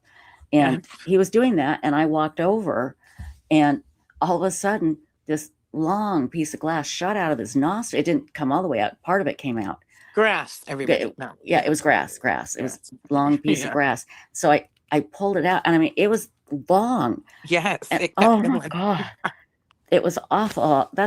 You remember so many things. I completely forgotten about that. Your face was hilarious. I could stop laughing. Because you're like, oh, he'll be fine. And then he did it again, and then your face was like, what? You know? Oh my God. It was just so shocking. And I don't know how it got up there. That's but I talked to my vet about it, and he said that that's real common in cats, that they get these, long pieces of grass somehow up their nose. It's not, they didn't eat it. It just, they put their nose in grass and somehow they snort it. I don't know. But yeah, that was a shocking night. I'll never forget that one, ever, ever. But okay, and let me play you this clip. This will update us a little bit. But anyway, I will be leaving town here in a little bit. I'll be broadcasting live from my son's house. My girlfriend will be here. Actually, 2 girlfriends will be staying here. And they'll be taking care of the animals. And then we will be back on Monday. So this will be our last live stream for the week. I'll put up a reminder also in the on our YouTube post. Unless something really dramatic happens, then we'll go live. Okay. And I mean, and let me ask you guys again. Do you want me to live stream Lacey Clancy? I would be happy to open up chat and just pop the stream up and live stream it if somebody will come and want to watch, because there are so many other places that people go. What are you laughing at? I'm just laughing at you saying the incorrect word.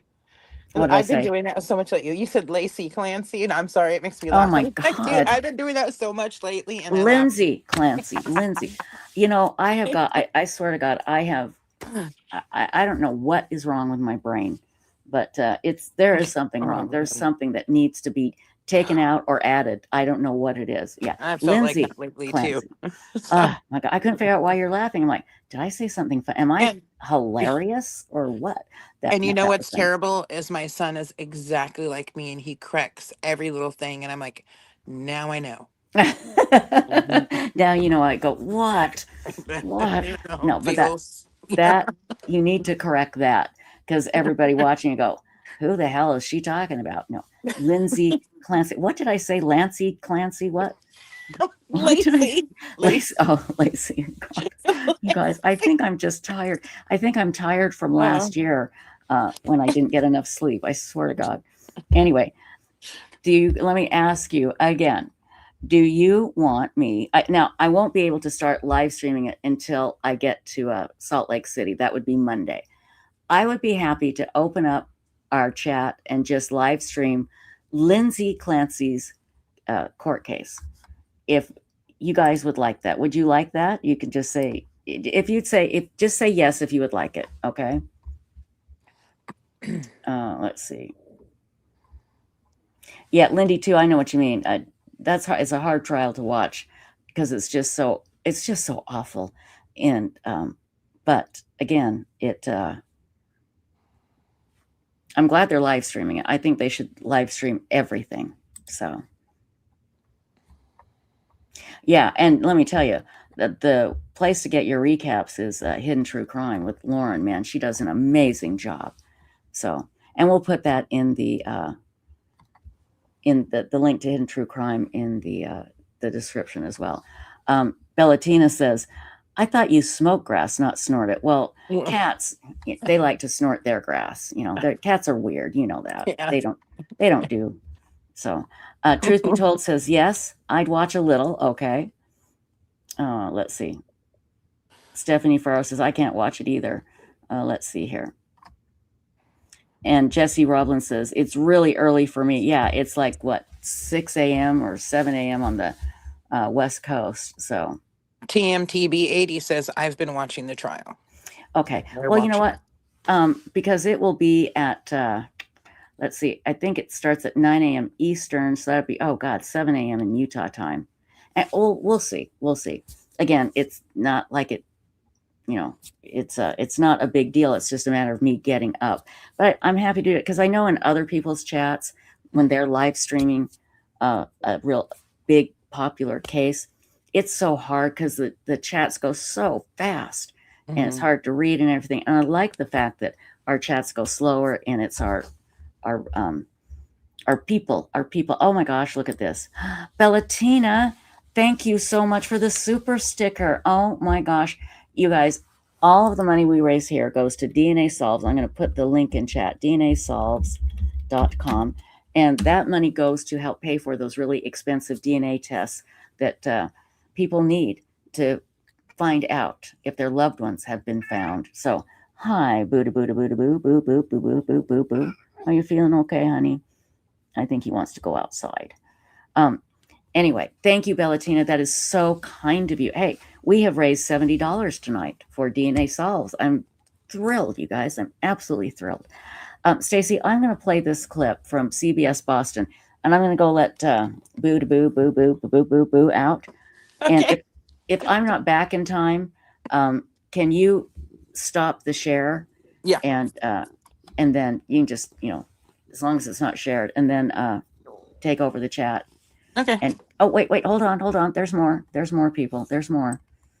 Hold on. Oh my gosh. Sada is, thank you so much for the super sticker. Yeah, you gave yesterday too. Thank you. That is so kind. So we've raised $80 for DNA Solves. Oh. I mean, that's fantastic, you guys. That's absolutely fantastic. Thank you. Oh my gosh. Wait a minute. Hold on. Yeah, there's more. My God. Oh my gosh, you guys. Lynn Jen, thank you. Love this channel and the people who come in. And you are a wonderful moderator. And thank you, Lynn Jen. That's 20. So let's see. 80. Oh my God, $100. You guys, that is great. Thank you so much.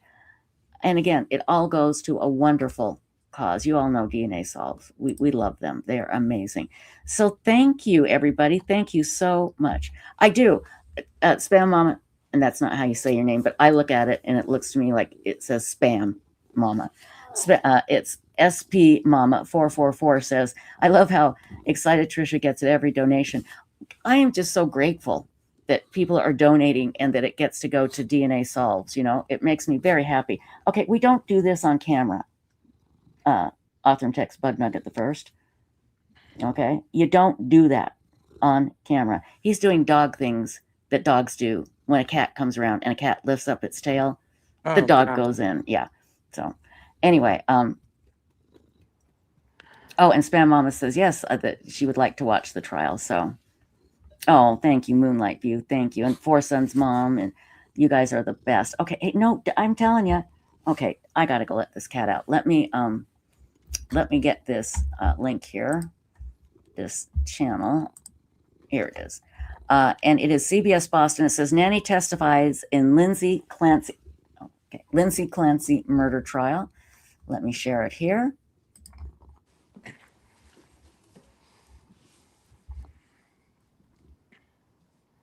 And it's about 4 minutes long. So here we go. And everybody, please go to WBZ News Boston, their channel, and hit their subscribe button. It's free to subscribe, and we appreciate these clips. This is a great recap. It's just about 4 minutes long. Here we go. How a former nanny described Lindsay Clancy today testifying in the Duxbury woman's murder trial. The nanny worked for the family shortly before the 3 Clancy children were killed. Thanks for staying with us. I'm Lisa Hughes. And I'm David Wade. She testified that Clancy admitted that she was struggling with her mental health. But the nanny says she didn't see any red flags, as WBZ's Christina Rex shows us. Do I love Lindsay? Yeah. I did love Lindsay, yes. Elaine Rossi was the final nanny who worked for the Clancy family, ending her time with them just 6 weeks before Cora, Dawson, and Callan Clancy were strangled by their mother, Lindsay, who's currently on trial for murder.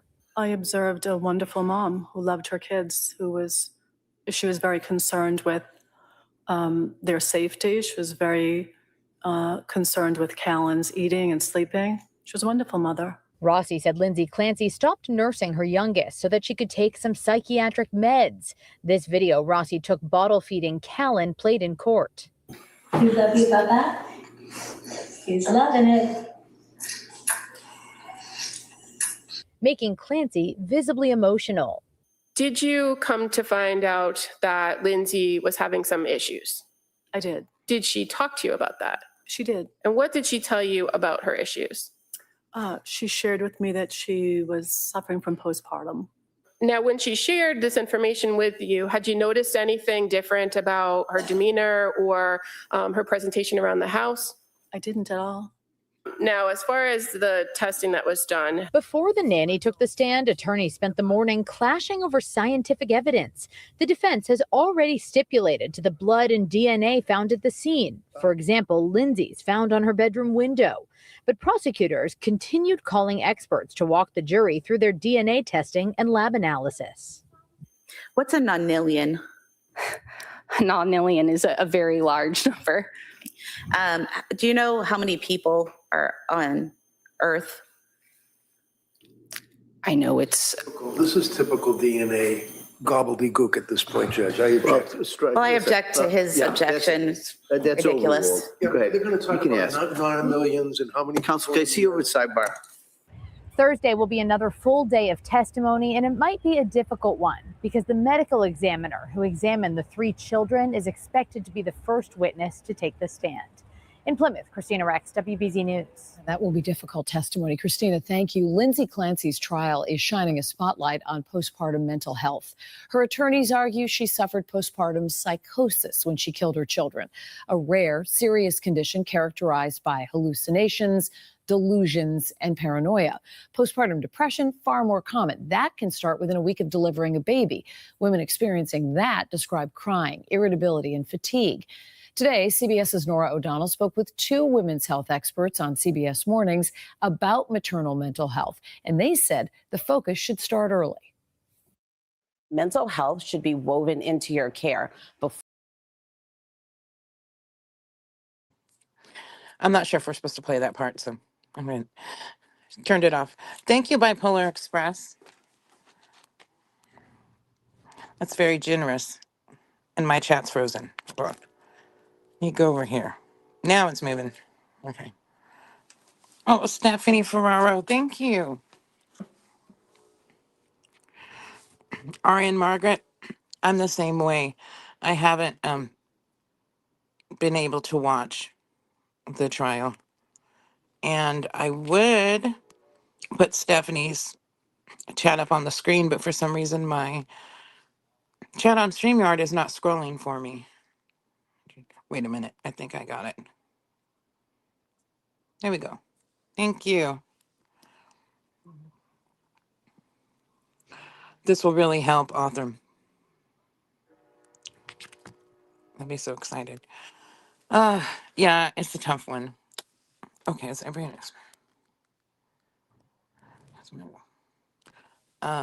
Chipmunk asks, has anyone experienced a severe PMS and postpartum? Are they similar in how one feels? It's a great question. Thank you, Lin Jin. put you up there. That's very generous. Oh my gosh, we've gotten what? Huh? Yeah. Whoa, hold on. How many? How much? How much have we raised now? Let me look. Let's see. Okay, Linjen 2 was the last one. I mean, that's another one. My gosh, Linjen. And then I saw Stephanie Ferraro. Thank you. And then who did I miss? It's around 140. Stephanie Ferraro, Bipolar Express, and Linjen 2 did another one. Thank you, Bipolar Express and Linjen and Stephanie Ferraro and everybody. So $140, really? There, yep. That's a happy dance. I just, helps so much. Well, like Spam Mama said, I get so excited. I'm just so grateful that people will do that for us. I'm so grateful that there's a couple of people watching. Really, that's how I feel, because I am just shocked when somebody's watching my channel. I'm always surprised. It's like, I know Stacy's here, but it's because she has to be, because I'll cry if she isn't. But and by the way, Boo didn't go outside. Oh God, Athi, no, Athi, no, Athi, no. Is it TMTB80 said it's like a nature documentary in here earlier. It is. You get all kinds of education here with no. God, oh my God, no. Athi, don't embarrass the people you're named after. Now, I named him Othram Tex Bug Nugget the first, long before Othram and I became partners. I just loved Othram. You know what? I think I might be able to find this. Oh my God. You have got to stop, Athi. Heels in the Air did a cute short when he was a puppy. Do you remember that? Oh, okay. Yes, I do. No. I'm going to see if I can find it real quick, okay? Okay. Because it's so dang cute. Let me get in here. So if you could just chit chat with the Mad Chatters for just a moment. Oh yeah. Let's see. Oh yeah. Bipolar says Trisha's Mutual of Omaha presents. I forgot all about Oh my God, that's funny. That is so funny. You know, that's crazy. Is I was on YouTube yesterday and watching, surprise. Yes. Really? Looking up these old nostalgic TV shows from when I was a kid that are Halloween specials, where people uploaded them. And so I turn on the first one and it goes to a cartoon. They're the full episodes of these shows from, the 80s and 70s. And the first one was a cartoon, as people might remember, Miss Switch. And I had completely forgotten that. And I loved that one because she was a witch. Right. In there, and had the kids in the classroom. She was a teacher. And it's weird how you completely forget it's out of your mind and then you see it and you remember it. I don't know. That's just strange. But I couldn't believe it. I loved it so much. So I've been watching that. Oh, that's so cute. I'm like, I gotta see if my granddaughter can watch it. So I have to watch it first. That's what I used to do with my kids. I watched it before I showed it. Yeah. Right. Good. Okay. I know it's here. I just saw it the other day. Hang on, guys. I gotta show it to you again.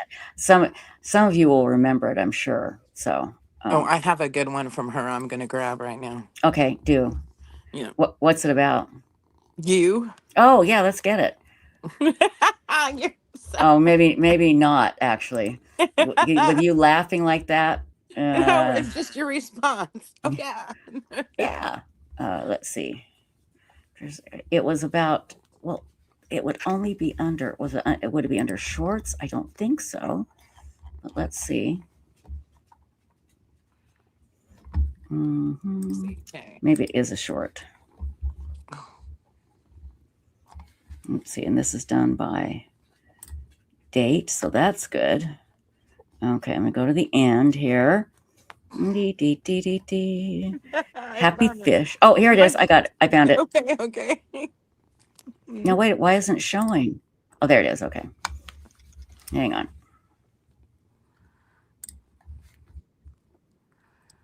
Oh my God, it looks so different. Oh, God. How could you let me dress like that, Stacey? How could you let me go out of the house like that, for God's sakes? Mom? I'm kidding. Yeah. Okay, let me share this here really quickly. This is when he was a puppy, and I was asking everybody for help naming him. So here we go. It says there's a new puppy in town, and Heels in the Air put this together for me, which I thought was so sweet. Okay, there we go. Here we go. What should we name him? I'm going to let you guys name him, okay? Because he's just a sweetie pie.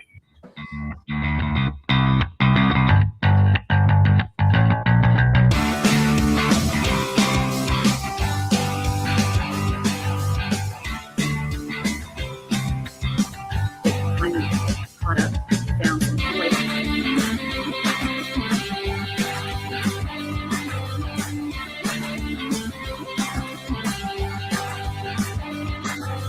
Oh, yeah, and you can't chew on wires either. So, what should we name him? I'm gonna let you guys name him, okay? Because he's just a sweetie pie.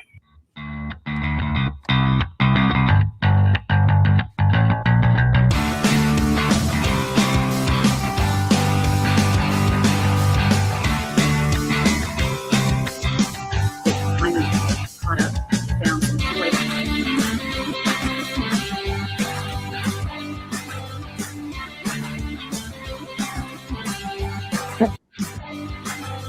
Oh, yeah, and you can't chew on wires either. So, look at that little face. Aw. Oh my goodness. And hang on one second. Let me tell you what that was. That was a Ruth Bader Ginsburg doll that he was chewing on. Yeah. And yeah, I love her, by the way. He would grab anything and chew on it. And he was so tiny, I could pick him up with one hand. Now he'd flop over my whole hand, but that's okay. So what one did you want to play? Crime Con one. I sent you two just because Okay. they're funny. But the Crime Con one, it's a short. Oh, okay. Yeah. Oh my gosh. Yeah. This is Heels in the Air. I can't believe it has been over 2 years. Oh my God. I just can't believe that she's not here, you know? Yeah. I go to call her and I can't. So, okay, let's see here. Let me stop sharing. And let me do this. Oops. Here. I think I remember this one. Anyway, here we go. I got a funny Joseph Scott Morgan story to tell you about her. So let's watch this first. Oh, what a sweetheart. You really do get to go to CrimeCon. This is how I think I want to enter CrimeCon. Maybe I can carry a spotlight with me. I think I should glide in. I don't know. What do you think? I think it's too much. I don't think so. I think I need sparklies in my hair.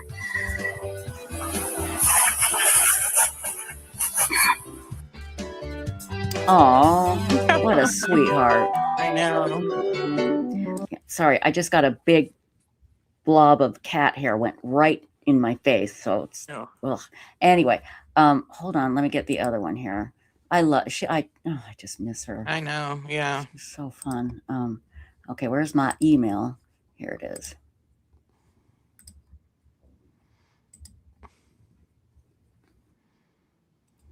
Okay, this is 3 minutes long. But I don't remember this one at all. I do. Not at all. Yep. Okay, it says Trisha tells a woo-woo story. Yeah, I remember this very well. I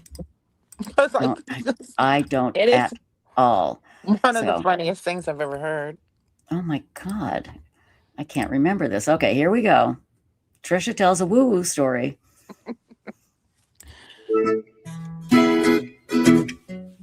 I worked at a radio station, a place called K-Bear. And it was actually at the very top of a big parking garage, kinds that had different levels. like 10 level, and that's where I worked. And I was going to lunch with one of the guys there who used to be a cop. And we get out of the elevator, and he looks over, the ex-cop looks over and stares at this guy standing in the lobby. I said, what's going on? He goes, I've arrested that guy. I've arrested him for indecent exposure. We went to lunch. We came back, and he was standing there. And he sees me, and he turns around, and I'm walking to the elevator, and I look over, and he's doing his business. He's, taking care of the squeezing the dolphin or whatever you call it. Like the worst thing possible. I screamed, and I went, oh, look, it's on the floor. Because just yelled it, okay? He takes off, runs up the stairs. Now, my friend turns all cop, right? He runs up the stairs chasing him, and we catch him like on the 4th floor. And he's walking down. Now, remember, it goes like this. Okay, cars come up and, find a parking place. And then when they come down, they do this, right? Yeah. So he's walking in the middle of where the cars come up. And my cop friend says, ex-cop says, hey, bud, what are you doing? He goes, nothing. I wasn't doing nothing. I went, oh, bull, you did that. I saw it. And he's going, come on, buddy. And all of a sudden we hear this, and around the corner comes our sales manager going fast and nails the guy. It gets even weirder. He bounces off the hood just like a basketball, just boom, boom, boom. I'm like, ah! And the sales manager got out and goes, oh my God, I hit the guy. And I said, don't worry, it's okay. He masturbated. And he's like, what? And I'm like, it's okay. Well, the guy gets up and runs away. So he was fine. So I go upstairs, and this was a radio station. We were very active with the record reps, and if comics came into town, they always came on our show. And it's the afternoon show. And I walk in, and I got my head down, and I went, oh my God, Alan. I said, we caught this guy masturbating, and Nick just hit him with his car, and he just bounced off. And I look up, and there's Bobcat Goldthwait. Oh no. And he looks at me, and he goes, I can't remember exactly what he said. It was something like, welcome to Salt Lake, or that's the weirdest thing I've ever heard. It's like, I do interviews and stuff, and I don't remember them. I don't want to be rude. I'll remember this one, though. Are you sure? Oh my God.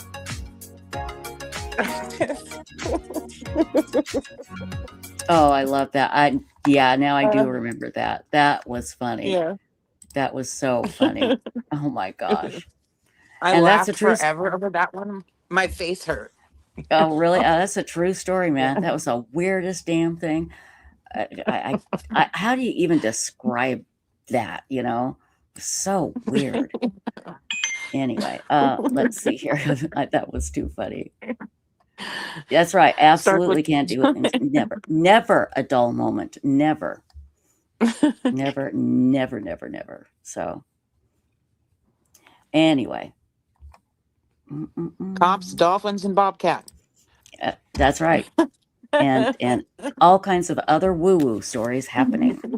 So let's see, what else do we have? Anything, my dear? No, I think that's it. Okay. I know. I just Thank you, Jesse. What'd she say? Hold on. See, Stacy's tinfoil hat incident was nothing. Oh, that's true. Oh my gosh. You guys, if you don't know, when we did the 24-hour live stream, we had Jesse Weber on from Law and Crime. Very dynamic, great guy, great interview. And Stacy had changed her avatar to her wearing her tinfoil hat. And I know I've told this just recently, but I love telling it over and over and over because this is what made me laugh so hard. And during the whole interview with Jesse Weber, she is wearing her tinfoil hat avatar. And where'd that picture go? I didn't remove it, did I? Oh gosh, where is it? Hold on, here it is. This avatar was up. So it's me, a human, and AI Stacy. And I'm sure Jesse Weber must have gone, like I said, went back to his publicity department and said, what the hell? Why did you schedule me here? So, but he was very gracious. What's crazy is I didn't even notice it. I didn't, until you said something, Stacey, it never occurred to me that was weird, because it's just what we do here. Well, we're always more critical of ourselves, you know? Yes, And so nobody probably noticed it but me. Yeah, and you're right. Stacey is beautiful. I actually love that picture. I really do. So anyway, let's see. Let's see. Oh, that's Lin Jen too. I remember you telling us this story. Lin Jen's a nurse, and she was working in the ER, and a guy got an accident, and the car had the sugar that you snort up your nose, okay? And the car had that sugar in it and a big wad of money. And they were taking the money to the hospital safe with the officer. While they were doing that, they caught two guys stealing the lobby furniture. In the hospital. It's late at night. It's like, really, guys, you're going to try and do that? Hospitals 24 hours a day. That is just the most bizarre story. I bet nurses, I bet every single nurse could write a book from all of the stuff that that they see happen. So they see the worst of the worst. Yeah, absolutely. And then the most the best, bizarre. So, well, listen, that's it, my darlings. So remember, no live stream tomorrow and no live stream on Friday. We will be back Monday for sure. And if you missed the sad announcement, Grayson, Lauren Mathias's producer, her brother was killed last night in a car accident.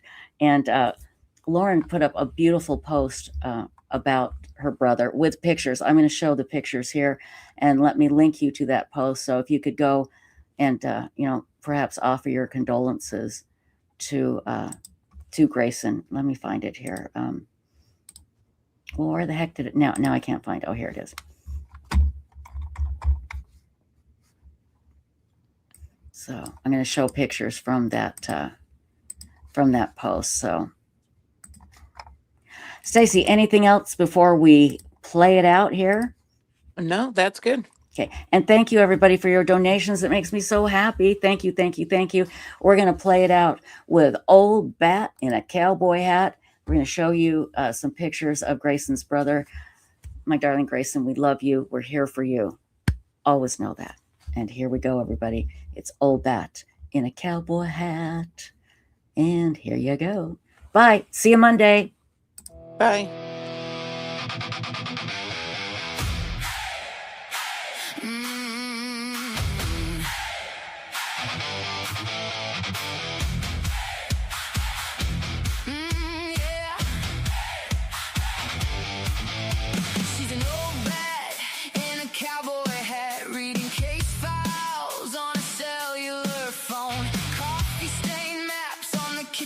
Table, red string on an evidence board shown. Screens glow blue in a bifocal glare.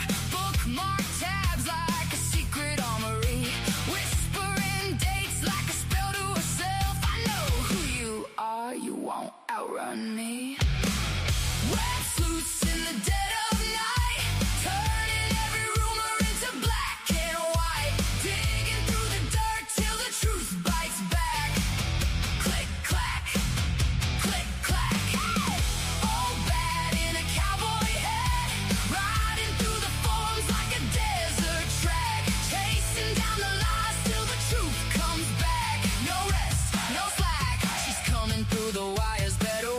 Your back.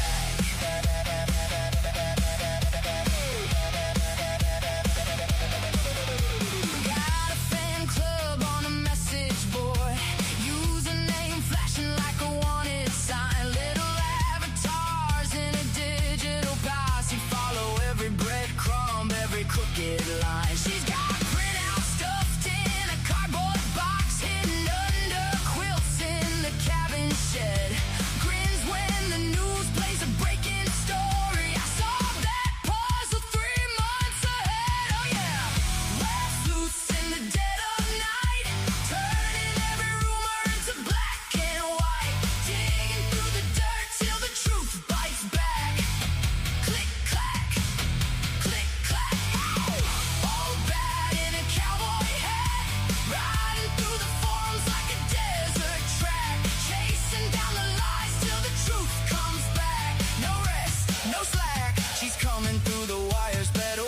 watch your back.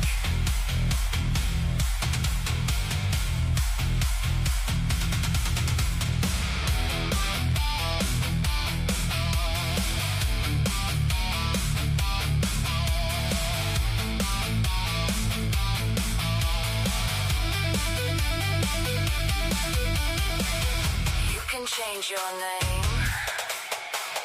You can ditch your past. But a screenshot saved is a clue that lasts.